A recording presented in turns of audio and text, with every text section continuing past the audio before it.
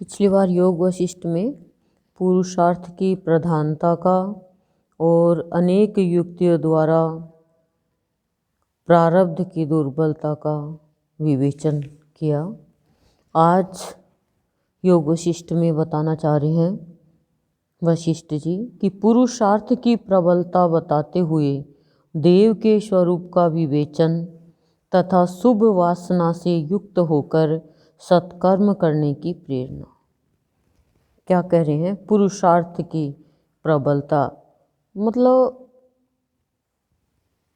अपनी शक्ति बल उसमें महानता प्राप्त करें प्राणी, उसके बारे में बता रहे हैं। और देव के स्वरूप का विवेचन बता रहे हैं कि देव है क्या, की खाली प्रारब्धि है या क्या देव भाव है, देव नहीं देव। और शुभ वासना से जुड़कर सत्कर्म कैसे करना चाहिए उसके बारे में आज बताएंगे।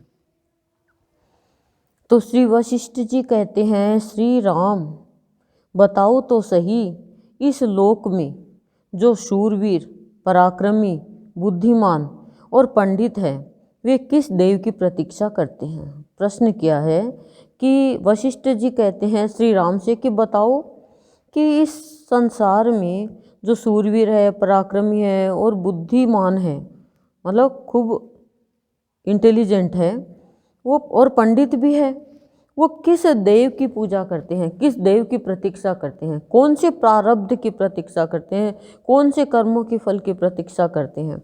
इन महामुनि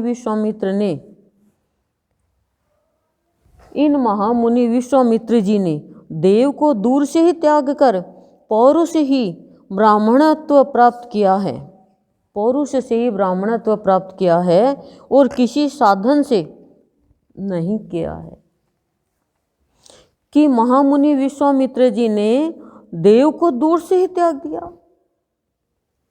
प्रारब्ध को दूर से ही त्याग दिया और पौरुष अपनी पराक्रम से, अपनी साहस से, अपने उद्योग से ब्राह्मणत्व प्राप्त किया। वो क्षत्रिय था और उसने ब्राह्मणत्व प्राप्त किया। उसके प्रारब्ध में तो क्षत्रिय था, लेकिन वो क्षत्रिय जाति हटा दी और उसने पराक्रम से, उद्योग यानी भक्ति से, जप से, तप से, मंत्र से और ब्राह्मण बना वो। हमने तथा दूसरे दूसरे पुरुषों ने जो इस समय मुनि पदवी को प्राप्त है, चिरकाल तक किए गए पौरुष से ही आकाश में विचरण करने की शक्ति प्राप्त की है। कि हमने और अन्य पुरुषों ने जो मुनि की पदवी प्राप्त हुई है, उन्होंने लंबे समय तक किए गए पौरुष से यानी किए गए पराक्रम से यानी भक्ति के साधन से आकाश में विचरण करने की शक्ति प्राप्त की है। आकाश में पहले के लोग बहुत उड़ते थे, स्वर्ग चले जाते थे राजा महाराजा।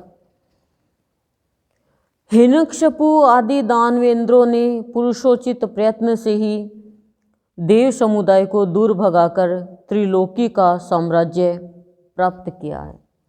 कि हिरण्यकशिपु क्या था? राक्षस था, दानवेंद्र था दानवों में, लेकिन उसने पुरुषोचित मनुष्योचित जो आत्मिक स्वरूप उसने प्राप्त करके और देव समुदाय को भी भगाकर त्रिलोकी का राज्य प्राप्त किया। लेकिन कह रहे हैं फिर इंद्र आदि देवेश्वरों ने पुरुषोचित प्रयत्न से ही शत्रु सेना को छीन भी एवं जर्जर करके दानवों से बलपूर्वक इस विशाल जगत का राज्य छीन लिया था। कि इंद्र ने भी, सभी देवताओं ने क्या किया? पुरुषोचित कर्म यानी जानवरोचित पशुचित ऐसे नहीं, असुरोचित कर्म करके कुछ ही प्राप्त नहीं कर सकते। वो मनुष्योचित कर्म करके आत्मिक स्वरूप को प्राप्त करके उन्होंने असुरों के ऊपर विजय प्राप्त करी और बलपूर्वक अपना राज्य छीन लिया। श्री राम ने पूछा, अब श्री राम पूछ रहे हैं, रघुनंदन श्री राम ने पूछा, भगवान आप सब धर्मों के ज्ञाता है।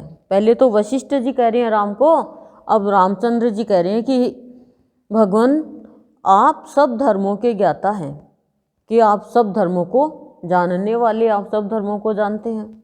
वशिष्ठ जी को बोल रहे हैं, ब्राह्मण लोक में जो बड़ी प्रतिष्ठा प्राप्त कर चुका है वह देव क्या है? किसे देव कहते हैं यह बताइए। अब देव के बारे में बताएंगे। क्या प्रश्न किया राम जी ने कि लोक में जो बड़ी प्रतिष्ठा प्राप्त कर चुका है वह देव क्या है, और किसे देव कहते हैं ये बताइए। किसे कहते हैं देव, और वो कौन सा देव है जिसके कारण इस लोक में प्रतिष्ठा मिलती है।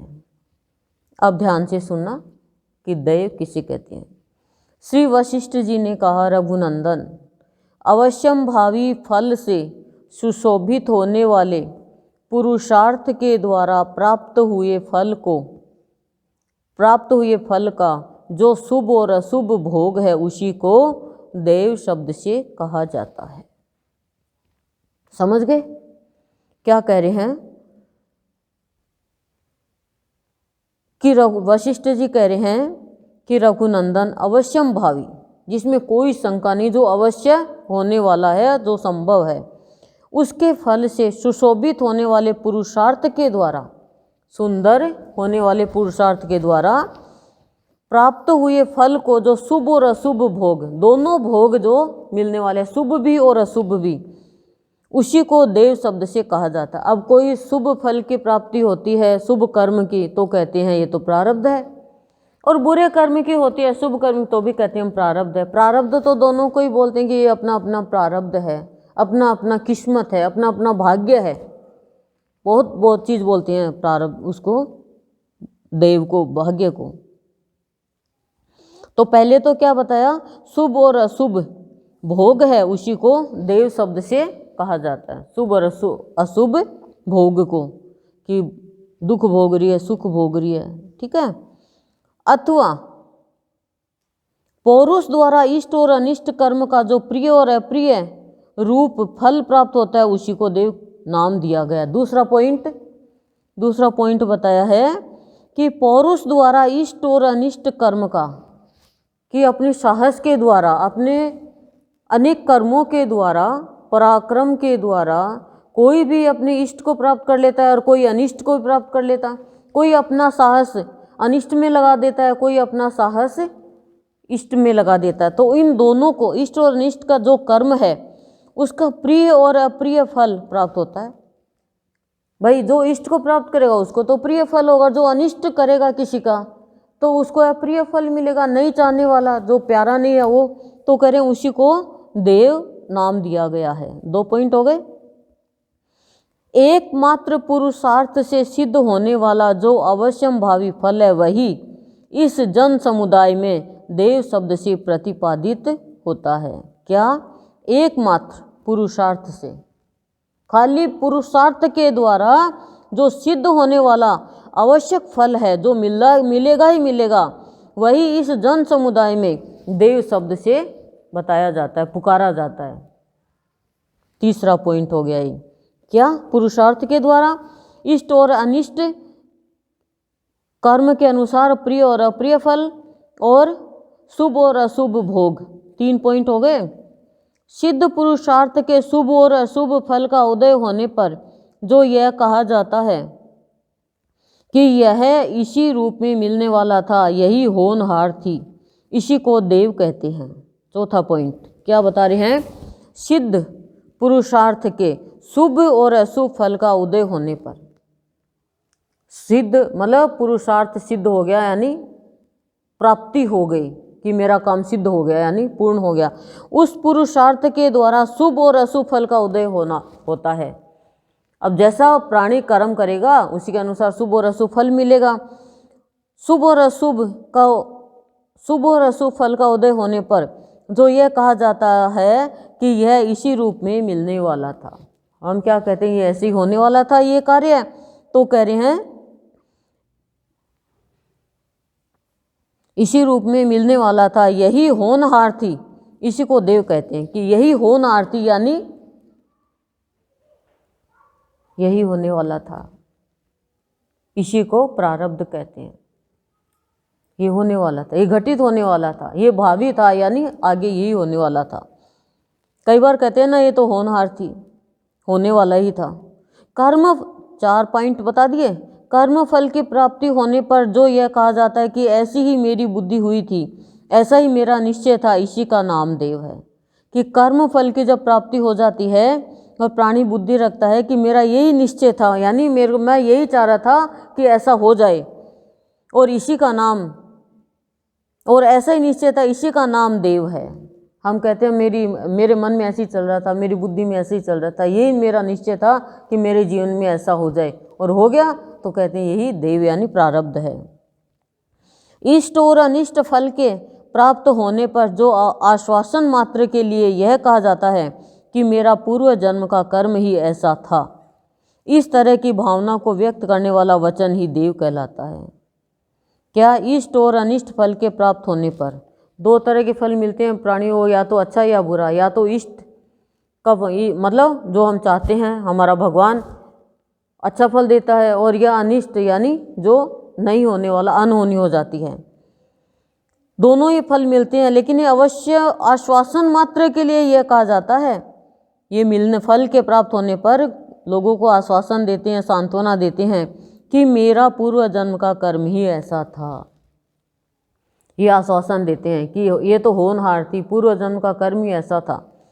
इसी तरह की भावना को व्यक्त करने वाले वचन को ही देव कहते हैं, प्रारब्ध कहते हैं, भाग्य कहते हैं, ईश्वर की बनाई हुई विधि कहते हैं।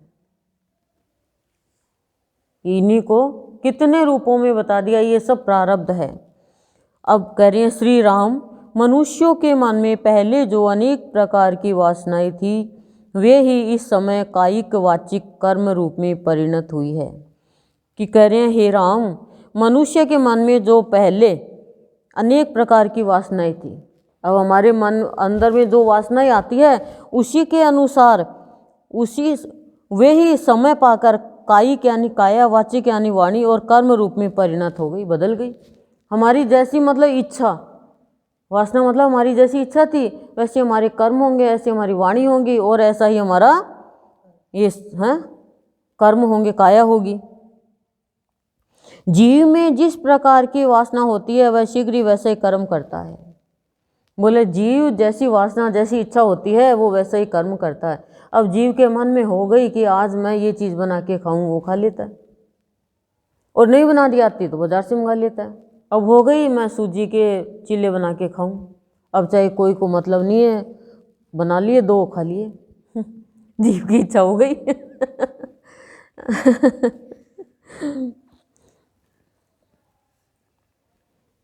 मन में वासना और हो और वह कर्म किसी और ही प्रकार का करे, यह संभव नहीं। बोले ये संभव नहीं है कि वासना तो कोई और हो और कर्म कोई और करे। बोले ये कभी संभव नहीं है, तो एक दिन ओपन आ ही जाएगा। जो गांव में जाने की इच्छा रखता है वह गांव में, और जो नगर में जाना चाहता है वह नगर में पहुंचता है। कहने का तात्पर्य जैसी वासना होती है वो वैसा ही बन जाता है, जो इच्छा रखता है वो वहीं पहुंच जाता है। जो मनुष्य जिस जिस वासना से युक्त होता है वह उसी के लिए सदा प्रयत्न करता रहता है। कि जो मनुष्य जिस वासना से जुड़ा हुआ होता है वह उसी के लिए प्रयत्न करता है। अब वासना तो मनुष्य ही कर सकता है, एक जानवर क्या वासना करेगा?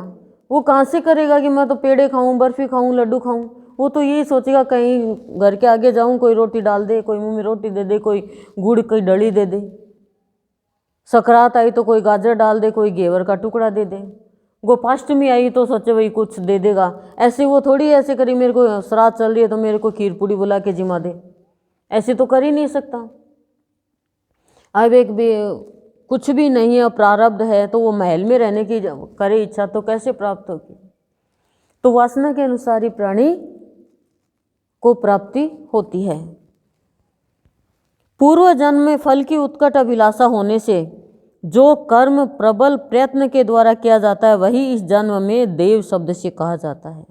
कि पूर्व जन्म में फल की उत्कट अभिलाषा, बहुत तीव्र अभिलाषा होती है पूर्व जन्म में। जो कर्म प्रबल प्रयत्न के द्वारा किया जाता है, बहुत प्रबल यानी मेहनत से किया जाता है, वही जन्म में देव शब्द कहा जाता है, वही जन्म में प्रारब्ध भाग्य कहा जाता है। अब पिछले जन्म में मीरा जो थी, कलयुग में तो मीरा हुई, लेकिन पिछले जन्म तो काली कलूटी एक थी, उसको कोई भी भगवान भी उसको द्वापर में नाच नहीं नचा रहे थे। उसकी प्रबल उत्कट अभिलाषा थी कि कलयुग में तेरे को मैं पूजवाऊंगी, तेरी पूजा करूंगी, तो वो उत्कट अभिलाषा प्रारब्ध बन गई, उसका देव बन गई। ऐसे ही सबका ये प्रारब्ध बनता है। किसी का भी देख लो आप, राम देख लो, कृष्ण देख लो, रावण देख लो, हिरण्यकशिपु देख लो, किसी का भी ले लो आप, लेकिन जिसके अंदर जो त्रिकालज्ञ है, जिसके अंदर और दिव्य दृष्टि है, वो तो अपना देख लेता है, दूसरे का भी देख लेता है, संत है वो तो। पर हम थोड़ी देख ले, हमें तो ये नहीं पता एक सेकंड बाद में हमारे साथ में क्या होने वाला है। जितनी भी उम्र है, जितना भी पैसा है, जितना भी सब कुछ है जीवन में, दुख है, सुख है, सब देव है, उसका फल है। लेकिन पुरुषार्थ के द्वारा, हम प्रयत्न के द्वारा, अपने पराक्रम के द्वारा हम बहुत कुछ प्राप्त कर सकते हैं। जैसे विश्वामित्र जी का उदाहरण दिया।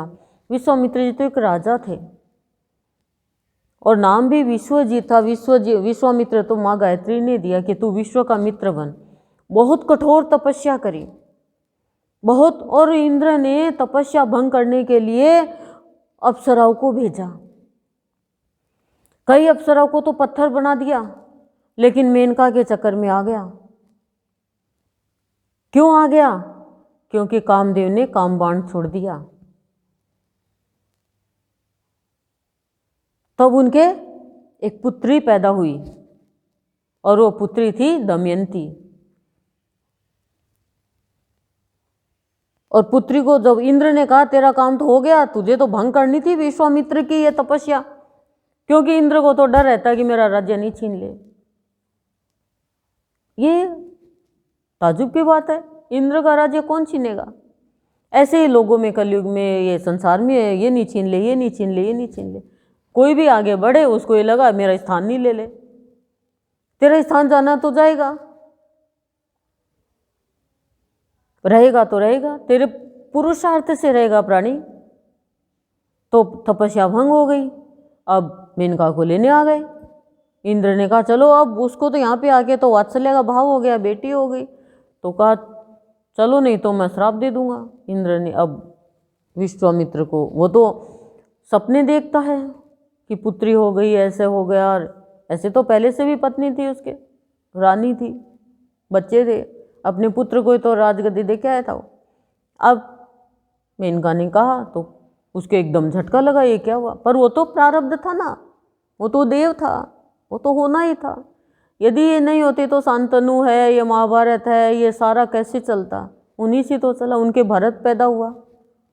बहुत अच्छा है, पर आगे आगे बताएंगे आपको। ये तो इसमें लग जाएंगे तो ये योग विशिष्ट ही रह जाएगी। पहले इसी का ले लेते हैं, फिर बाद में बताएंगे। बहुत इंटरेस्टेड बात है ये, अच्छा लगेगा आपको सुन के।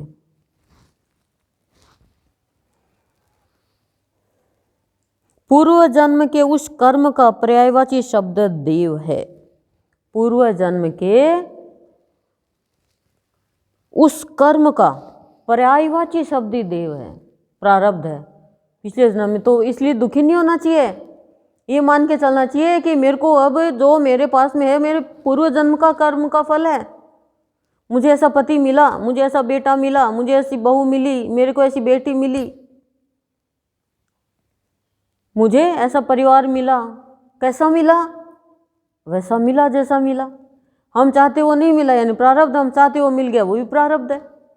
सब प्रारब्ध, इसलिए दुखी नहीं होना चाहिए। मेरी बेटी तो बहुत काम करती है, प्रारब्ध है। मेरी बेटी तो कुछ टल्ला ही नहीं करती, खाती है पीती है, गेस्ट के जैसे रहती है, ये भी प्रारब्ध है। मेरी बेटी को तो मैं रानी बना के रखती हूँ, ये भी प्रारब्ध है। मेरी बहू तो ऐसे रहती है, भी प्रारब्ध, सब लेकिन पुरुषार्थ के द्वारा अब हमें करना तो पड़ता ही है। मैं क्यों करूँ, ये क्यों करूँ ना, पुरुषार्थ करो। ये मान के चलो ये मेरा प्रारब्ध है, भगवान मैं तो इतनी शक्ति दो कि मैं सबकी सेवा करूँ। अरे पहले के लोग तो इतने इतने बच्चों का लिए खाना बनाते, इतने सारा ढेर, और हम तो दो दो रोटी बनाते। रोटी नहीं हो तो बिस्किट लिया, मैगी लिया, उपमा लिया, ये लिया, वो लिया, बर्गर लिया, पिज़्ज़ा लिया, इतनी सारी चीज़ है। अब तो है ही नहीं इतना। और अब तो 2 संतान या 3 संतान, हद करे तो ज़्यादा से ज़्यादा, बहुत रेयर चांस में 4 मिलती है, और अब वाले के तो 1 ही मिलती है ज़्यादातर। क्या काम है उसमें भी? हम इतना रोने झीकने करते रहते हैं, क्या बस सोना ही सोना, सोना ही सोना। क्यों? क्योंकि सोने से क्या, ये पहले ताज़ा हवा लेते, अब ताज़ा हवा के तो मतलब ही नहीं है। ऑक्सीजन तो मिलने का, या तो एसी या कूलर, तो कूलर में चिपचिपाहट हो जाती है, एसी में वो बंद करके सो जाओ तो एसी की हवा एक बार तो अच्छी लगती है, लेकिन उससे भी शरीर में बीमारियां तो अनेक होती है। पर सबको चाहिए, क्यों, सफोकेशन हो जाता है, तो सोचे थोड़ी देर तो शांति से रहे। सुबह घुसते हैं अंदर, नौकरी वाले क्या, ड्यूटी वाले क्या, रात को निकलते हैं, उनको ये नहीं पता बाहर क्या हो रहा है। और घर, कमरे खोले बंद करें, क्या फ़र्क पड़ता, वो एकदम अंदर से बंद। मेन गेट बंद किया, पूरा घर बंद हो गया। कहाँ से हवा मिलेगी, कहाँ से क्या मिलेगा, ये बताओ। पहले स्वस्थ रहते थे लोग इतने, तो ये ऐसे डल डल रहता है सबका शरीर। क्यों रहता है, खाना पीना रहना सहना ऐसा ही हो गया। क्यों आती है हमें नींद, क्योंकि हमारी नींद पूरी नहीं होती है, इसलिए हमें नींद आती है। नींद पूरी हो जाए तो नींद आ ही नहीं सके। बच्चों को जबरदस्ती सुलाते, सो जा सो जा सो जा, फिर भी बच्चा नहीं सोता फिर भी नहीं सोता हो, क्यों, क्योंकि उसकी नींद पूरी हो जाती है, कुछ काम तो करना नहीं पड़ता। और हमारी नींद पूरी होती नहीं है, हम फ़ोन में लगे रहते हैं, खाने में लगे रहते हैं, फ़ोन में लगे रहते हैं, तब नींद नहीं आती, या टीवी में लगे रहते हैं, या मोबाइल में यूट्यूब पे लगे रहते हैं, नींद कैसे आएगी। पर ये प्रारब्ध नहीं है, आप सोचिए प्रारब्ध है, ये तो तुम टाल सकते हो, हटा सकते हो। प्रारब्ध को तो काट सकते हैं हम लोग, अभी हमें ज्ञान हो गया, प्रारब्ध के भरोसे बैठे रहेंगे तो आगे कैसे बढ़ेंगे। कर्म करने वालों के सभी कर्म इसी रीति से होते हैं, कर्म करने वालों के सभी फल इसी रीति से होते हैं, मतलब प्रारब्ध के अनुसार ही चलते रहते हैं। कई बार हम चाहते हैं ऐसा हो जाए, वो नहीं होता है, कई बार हम चाहते हैं ऐसा नहीं हो, फिर भी वो हो जाता है। तो ये प्रारब्ध है, इसको आप पुरुषार्थ के द्वारा स्वीकार करके पुरुषार्थ से कम कर सकते हो। अपनी प्रबल वासना ही कर्म है, कह रही है प्रबल वासना, जो प्राणी के, जैसे कि दुर्योधन की प्रबल वासना थी, वो कर्म बन गए उसके। वासना मन से भिन्न नहीं है, कह रही है वासना और मन में कोई अंतर नहीं है, और मन ही पुरुष है, अर्थात पुरुष का संकल्प होने से वह पुरुष रूप ही है। कह रही है मन और वासना भिन्न नहीं है, मन ही पुरुष है, यानी पुरुष का संकल्प, यानी मन का संकल्प होने से वो पुरुष रूप ही है। मन और आदि भाव को प्राप्त हुआ, यह प्राणी ही अपने हित के लिए जो जो प्रयत्न करता है, देव नाम से प्रसिद्ध, अपने उस कर्म से ही वह तदनुरूप फल पाता है। क्या करें, मन आदि भाव को प्राप्त हुआ, मन अनेक भाव को प्राप्त हुआ, और प्राणी अपने हित के लिए जो प्रयत्न करता है, सभी अपने हित के लिए, अपने लाभ के लिए प्रयत्न करते हैं। तो कह रहे हैं अपने हित के लिए जो प्रयत्न करता है वह देव नाम से प्रसिद्ध, अपने उस कर्म से ही वह उसके अनुसार ही फल पाता है। सब अपने हित के लिए करता है और उसी के अनुसार उसका वो देव कर्म बन जाता है और उसको फल मिलता है उसी के अनुसार। हे श्री राम, मन चित्त वासना कर्म देव और निश्चय, क्या मन चित्त वासना कर्म देव और निश्चय, ये सब कठिनता से समझ में आने वाले मन की संज्ञाएं हैं, ऐसा सत्पुरुषों का कहना है। सत्पुरुषों का कहना है कि इन चीज़ों, ये चीज़ें समझ में नहीं आती है, प्राणी को बहुत मुश्किल से समझ में आती है जब उसके मन की चेतना जागृत होती है, मन को समझ आती है। नहीं तो प्राणी न तो चित्त को समझता, न मन को समझता, न वासना को समझता, न कर्म को समझता, न देव को समझता और न निश्चय को समझता। यदि प्राणी के अंदर निश्चय हो मुझे ये करना है तो करना है, फिर वो अडिग हो जाए। निश्चय नहीं है, डिगमगा जाता है, निश्चय डिगमगा जाता है। चाहे कैसे से कैसे, चाहे उल्टी सीधी दिशा हो जाए, सूरज इधर से इधर आ जाए, लेकिन प्राणी का निश्चय अडिग होना चाहिए। जब निश्चय अडिग है तो फिर कोई भी उसको रोक नहीं सकता। लेकिन हमारा निश्चय अडिग नहीं है, डामाडोल है, डिंग बिगाने वाला निश्चय है। क्यों? क्योंकि हमारी भावना मन ये सब हम समझ नहीं पा रहे हैं और कर्म खराब हो जाता है। तो कह रहे हैं मन की संज्ञाएं हैं, ये सब मन की चेतना है ये सारी। लेकिन सत्पुरुषों का कहना है ये जल्दी सी कठिनता से, मतलब जल्दी से समझ में नहीं आती प्राणी को कि कैसे मैं मेरे चित्त को समझ पाऊँ, कैसे मेरे मन को समझ पाऊँ, कैसे मैं वासना, अच्छी वासना जागृत करूँ, कौन से मैं कर्म करूं, कैसे मैं मेरे प्रारब्ध को ख़त्म करूं, बुरे प्रारब्ध को, और किस तरह से मेरे मन में निश्चय शक्ति आ जाए। श्री राम इस प्रकार पूर्वोक्त संज्ञाएं धारण करने वाला पुरुष अपनी सुदृढ़ वासना के द्वारा प्रतिदिन जैसा प्रयत्न करता है उसके अनुसार ही उसे पर्याप्त फल मिलता है। कह रहे हैं श्री राम, ऊपर जो मैंने संज्ञा बताई है, कौन सी संज्ञा है? यानी चेतना। संज्ञा मतलब बोध होना, कि ज्ञान होना। बोध नहीं होता है कि ये चीज़ें क्या है, इन चीज़ों को समझ नहीं पाता। इनका ज्ञान हो जाता है ना कि मन क्या है, चित्त क्या है, वासना क्या है, कर्म क्या है, देव क्या है, निश्चय क्या है। कह रहे हैं इन सब चेतना को यानी इनका बोध धारण कर लेता है पुरुष, और वो अपनी सुदृढ़ वासना के द्वारा रोज जैसा प्रयत्न करता उसके अनुसार ही उसे पर्याप्त फल मिलता है। तो कह रहे हैं हे रघुनंदन, इस प्रकार पौरुष से मनुष्य इस जगत में सभी कुछ प्राप्त कर सकता है। पराक्रम से सब कुछ प्राप्त कर सकता है और आलस्य में बैठा रहेगा। अब भाई आप घर से चलोगे ही नहीं तो कौन खींच के लाएगा आपको सत्संग से? और आप चलोगे बिना मन भी आओगे कि आपकी इच्छा है, आपके रुकावट आ रही, फिर भी आप आओगे। आपकी तकलीफ है, आपके प्रतिकूल समय चल रहा है, जो कुछ भी XYZ प्रॉब्लम्स है, फिर भी आप आओगे तो भगवान तब तो आपकी हेल्प भी कर देंगे। हेल्प कैसे करेंगे? ऐसे चलोगे ही नहीं, हिलोगे ही नहीं। तो जो आएगा वो पाएगा, जो खाएगा उसी का पेट भरेगा, वही तंदुरुस्त होएगा। अब काफ़ी समय तक लोग नहीं आए तो क्या पाया? जो आए उन्होंने पाया भी, खूब पाया, हर राज पाया।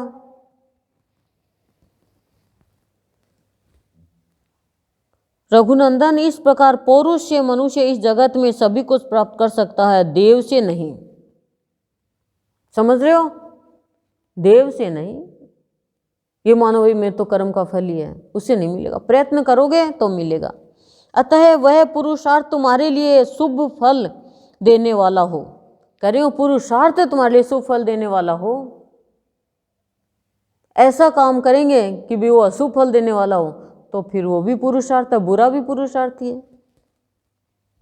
तुम अपने प्रयत्न से प्राप्त परम पुरुषार्थ द्वारा ही सदा बने रहने वाले परम कल्याण को प्राप्त हो जाओगे, अन्यथा नहीं। मतलब परम कल्याण को प्राप्त तुम अपने परम पुरुषार्थ के द्वारा ही होगे, अन्यथा परम कल्याण नहीं होगा। जन्म मृत्यु के झूले में झूलते रहोगे। श्रुति में जो चैतन्य मात्र स्वरूप प्राज्ञ पुरुष बताया गया है वही तुम हो, जड़ शरीर नहीं हो। करे श्रुति नाम के ग्रंथ में बताया गया है कि तुम जड़ नहीं हो, तुम चैतन्य मात्र स्वरूप प्राज्ञ यानी ज्ञानी पुरुष हो। तुम स्वयं प्रकाश स्वरूप चेतन हो। करे तुम स्वयं प्रकाश स्वरूप चेतन हो, लेकिन तुम पुरुषार्थ नहीं करे, प्रयत्न नहीं करे, पौरुष नहीं करे और देव के भरोसे बैठे रहोगे तो कैसे होगा? यदि तुम्हें दूसरा कोई चेतन प्रकाशित करता है ऐसा मान लिया जाए तो फिर उसे दूसरा कौन प्रकाशित करता है, यह प्रश्न खड़ा हो जाएगा। यदि तुम्हें कोई चेतन प्रकाशित करता है उसे कौन करता है, ये ध्यान दो।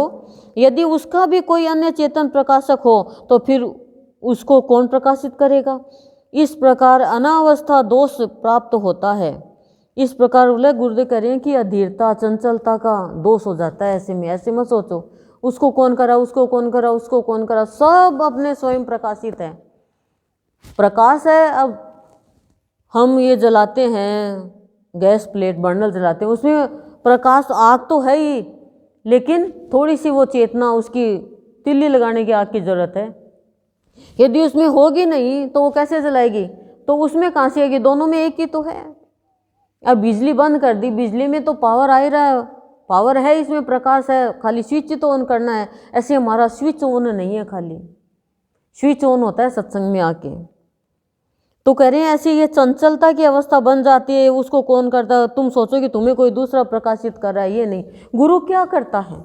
गुरु हमारी प्रकाश के ऊपर, हमारी चेतना के ऊपर जो आवरण आया हुआ है उसको ही तो हटाते हैं।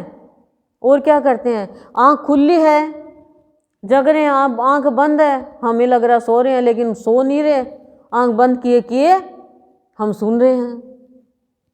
इतना ही तो अंतर है। अब पता कैसे चलेगा हमें? तो ऐसे गुरुदेव कह रहे हैं आपके हृदय बंद है हमारा। गुरु क्या करता? बंद हृदय को खोल देता है। बस इतना ही फर्क है, बाकी हमारे अंदर ही है सब। गुरु तो हमें उससे अनुभूति कराते हैं।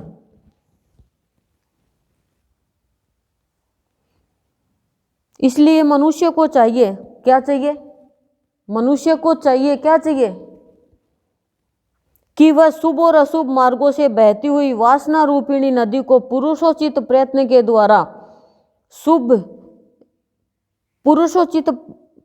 द्वारा अशुभ मार्ग से हटाकर शुभ मार्ग में ही लगाए। क्या चाहिए मनुष्य को कि शुभ और अशुभ मार्गों में बहती हुई वासना रूपिणी नदी, वासना है कभी शुभ कभी अशुभ, दोनों मार्ग में जाती है, दोनों से बहती हुई जो वासना रूपिणी नदी है हमारे अंदर, उसको पुरुषोचित प्रयत्न के द्वारा, मनुष्योचित, मनुष्य का जैसा चित्त होता है उसके द्वारा प्रयत्न करके अशुभ मार्ग से हटाकर शुभ मार्ग की ओर लेके जाए। बस ये चाहिए मनुष्य को, तो वो समझ पाएगा कि स्वयं प्रकाशक मैं हूँ। गुरु ने तो मेरे प्रकाश से ऊपर से आवरण हटाया है। मनुष्य का चित्त शिशु के समान चंचल होता है। उसे अशुभ मार्ग से हटा दिया जाए तो शुभ मार्ग यानी पुण्य में जाता है, और यदि शुभ मार्ग से हटाया जाए तो अशुभ मार्ग में चला जाता है। मनुष्य का चित्त जो है वो क्या है? चंचल, शिशु के जैसे हैं। उसको अशुभ मार्ग से हटा दिया तो शुभ में चला जाएगा, और अशुभ से हटा दिया तो शुभ में चला जाएगा। चित्त है वो। तो हम तो यही प्रयत्न करते हैं गुरुदेव से भाव लेकर कि अशुभ मार्ग से हटाकर शुभ मार्ग में लेके जाए, लेकिन किसी ने अपने चित्त को चंचल ही कर लिया कि मुझे तो अशुभ मार्ग में जाना है। शुभ से कई अशुभ में चले जाते हैं। जैसे जड़ भरत है, शुभ से अशुभ में चला गया वासना। एक हिरण में वासना चली गई, हिरण के बच्चे में चली गई ना। ऐसे ही हम क्या करते हैं, यहाँ पे सत्संग चल रहा है, खूब अच्छे से चल रहा है, लेकिन अचानक कोई ऐसी चीज़ पे दृष्टि चली गई, या तो कोई डायमंड का सेट, या किसी को भूख लग रही है अंदर में तो खाने की सुगंध आ गई, जाके मैं भी ये बनाऊंगी, या प्रसाद, इतना सा प्रसाद दिया तो बच्चे कहेंगे मम्मी अपने भी यही बना लो। ठीक है, अच्छा है, बनाना तो है ही, लेकिन इसी में लगे नहीं रहना। या कोई सोल में या किसी और चीज़ में चला गया, या ऐसे चला गया, ये भगवान इसके देख कितना सुंदर चेहरा है, शरीर मेरा क्यों नहीं है, इसमें चला गया, तो प्राणी अपने को कभी निहार ही नहीं सकेगा। हमेशा ये मान के चलो मैं एक देवी हूँ, मैं बहुत सुंदर हूँ, क्योंकि सुंदर तो आत्मा है, शरीर का क्या ढांचा है, ये तो क्या सुंदर क्या नहीं सुंदर, ये तो एक ऊपर की आकृति है, ये तो छोटी मोटी घोटी खोटी है, हो सकती है। तो पहले तो अपन कितने सुंदर थे, अब बच्चे बच्चे हो गए तो मोटे जोटे हो गए, पर पहले तो सुंदर थे, हम भी एक बच्चे के माफी की तो थे। लेकिन अंदर जो है उसको निहारो, वो तो सब की समान है, बचपन से लेकर अभी तक वो वैसी की वैसी ही है, उसमें कोई अंतर नहीं आया है। वहाँ तक पहुँचने के लिए हमें प्रयत्न करना पड़ेगा सत्संग में आकर के। सत्संग में जितनी बार भी सत्संग हो, उपस्थित होना, सत्संग सुनना, ये सबसे बड़ा पुरुषार्थ है। उसी के द्वारा आपका हमारा सबका प्रकाश के ऊपर जो आवरण आया है वो हट जाएगा, और हम अशुभ से शुभ मार्ग की ओर जा रहे हैं। अब हम अशुभ से शुभ मार्ग की ओर जा रहे हैं, पाप से पुण्य की ओर जा रहे हैं। कौन सा मार्ग? सत्संग का मार्ग। पी रहे हैं, आज पी रहे हैं, कल पिलाएंगे। छोटी बच्ची आज माँ का दूध पी रही है, फिर समय आएगा तो वो अपने बच्चों को भी पिलाएगी कि नहीं पिलाएगी। इसीलिए उसे बलपूर्वक पाप मार्ग से हटाकर पुण्य के मार्ग में लगाना चाहिए। बलपूर्वक लोग नहीं लगने देंगे पुण्य के मार्ग में, अड़चन लगाएंगे, खुद के परिवार वाले अड़चन लगा देंगे, पड़ोसी को तो मतलब क्या है। संगी साथी, दोस्त, सहेली जो शुभ चिंतक है तुम्हारे, वो तो शुभ चिंतक है, लेकिन वो शुभ चिंतक जब होंगे जब आपको अच्छे बुरे से अच्छाई में लेके जाएंगे, और तुम्हारे कोई प्रतिकूल समय में तुम्हारे काम आएंगे। नहीं, वो तुम्हारे लिए कैसे शुभ हुए। सुख में तो सभी साथ दे देंगे। तो ये चेक करना आना चाहिए।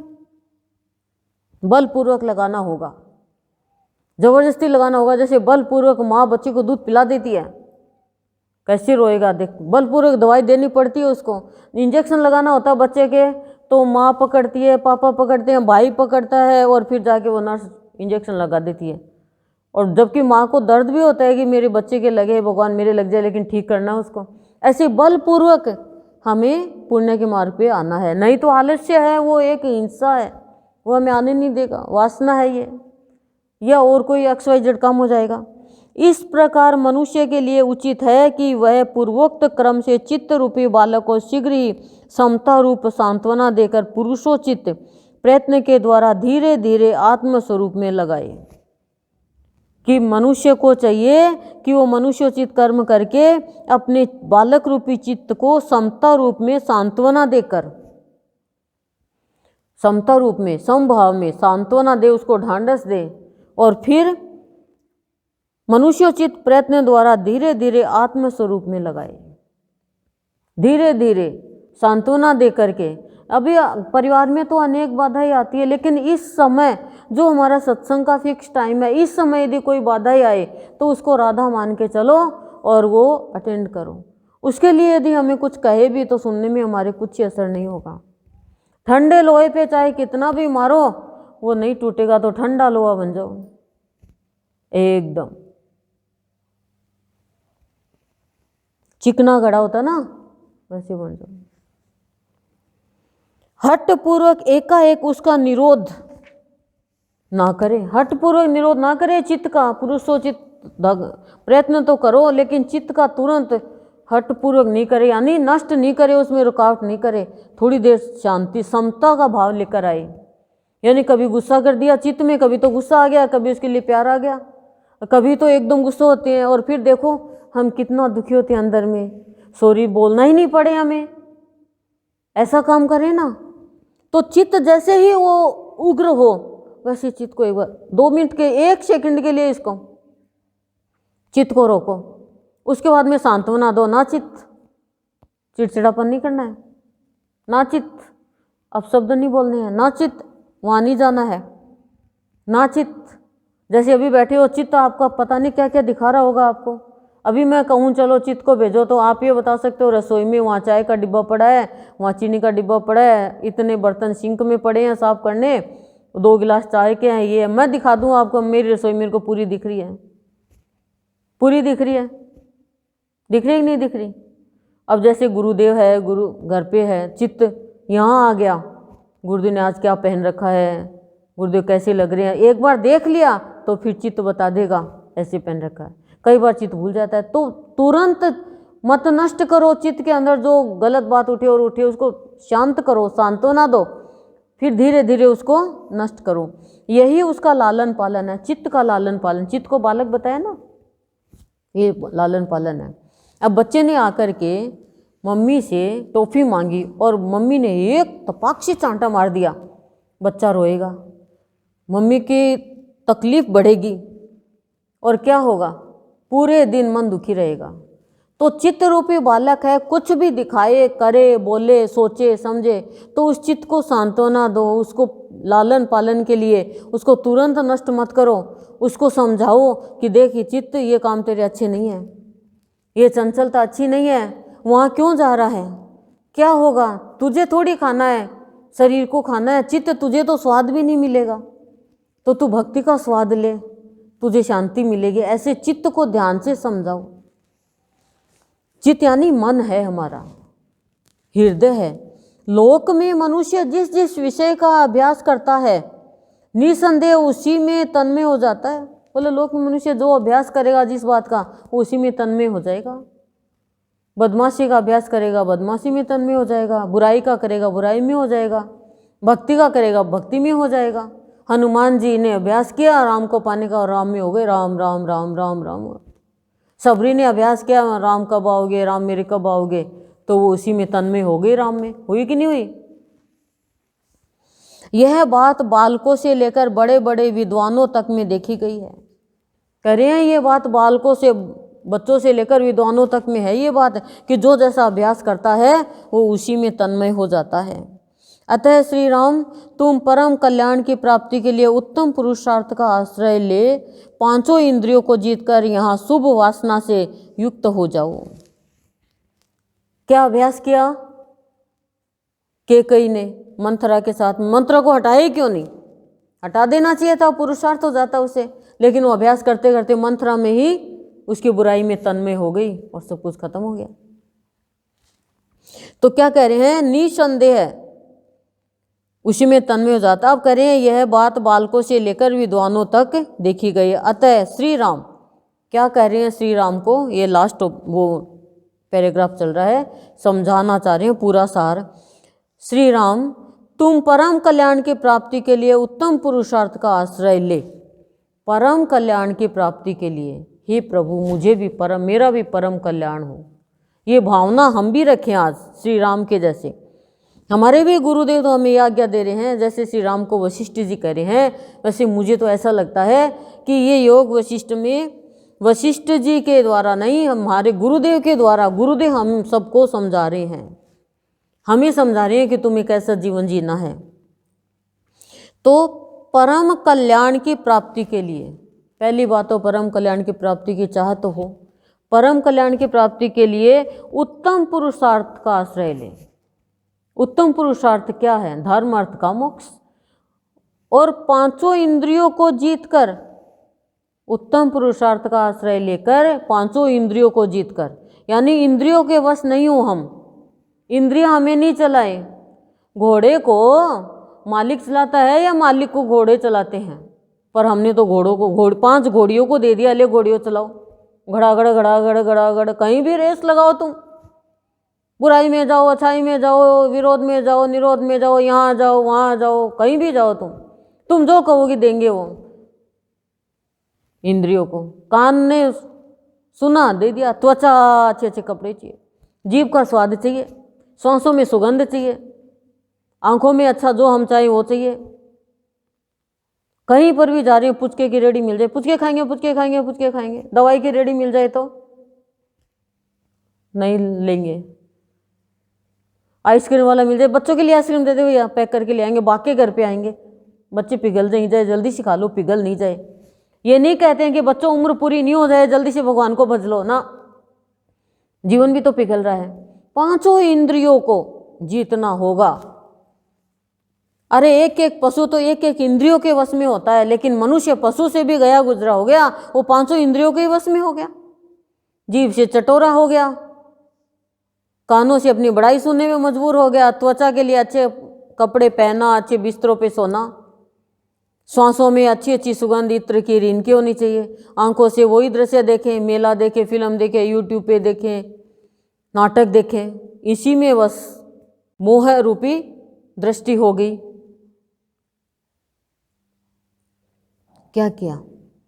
इंद्रियों के वश में हो गए। तो कह रहे हैं इनको जीतकर शुभ वासना से युक्त हो जाओ। शुभ वासना क्या है? परमात्मा को पाने की इच्छा, परम कल्याण की इच्छा, भक्ति की इच्छा, भजन की इच्छा, सत्य के मार्ग पे चलने की इच्छा, ये शुभ वासना है। और अशुभ वासना, किसका हड़प लूं, किसका छीन लूं, कितना पैसा हो जाए, सबके नाम इतना 7 पीढ़ी तक हो जाए, जैसे धृतराष्ट्र की थी। तुम श्रेष्ठतम पुरुषों द्वारा सेवित और अत्यंत सुंदर शुभ वासना का अनुसरण करके मनोरम भावयुक्त बुद्धि से परम पुरुषार्थ द्वारा सदा शोक रहित पद को प्राप्त करो। क्या कह रहे हैं? तुम श्रेष्ठतम पुरुषों द्वारा सेवित और अत्यंत सुंदर शुभ वासना का अनुसरण करके, श्रेष्ठ पुरुषों के द्वारा जो बनाई हुई चीजें हैं, जो उनकी सेवा करो और बहुत ही सुंदर और शुभ वासना का अनुसरण करो।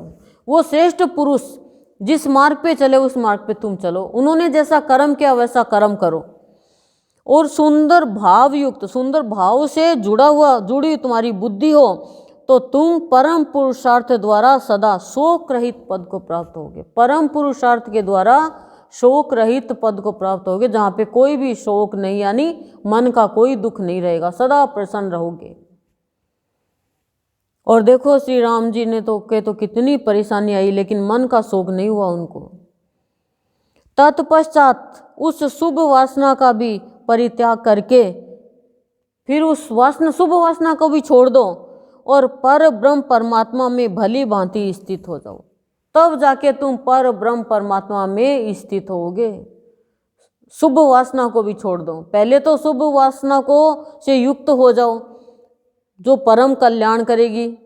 इंद्रियों से के ऊपर जीत हासिल करो उत्तम पुरुषार्थ के द्वारा, उसी का आश्रय लो और फिर श्रेष्ठ पुरुषों की सेवा करो। और वो जिस मार्ग पे चले, उन्होंने जैसे कर्म किए वैसे ही मनोरम यानी मन को मोहने वाले सुंदर वासना का अनुसरण करके भाव से युक्त तुम्हारी जो बुद्धि हो जाए, फिर तुम परम पुरुषार्थ द्वारा शोक रहित पद को प्राप्त हो जाओगे, जिसमें कोई भी क्लेश नहीं, चिंता नहीं, परेशानी नहीं, और फिर उसका भी त्याग कर दो, शुभ वासना का भी त्याग कर दो, तब जाके पर ब्रह्म परमात्मा में लीन हो जाओगे। ये है पुरुषार्थ का टॉपिक जो आज पूरा हुआ। आज सर्ग हुआ 8 और 9।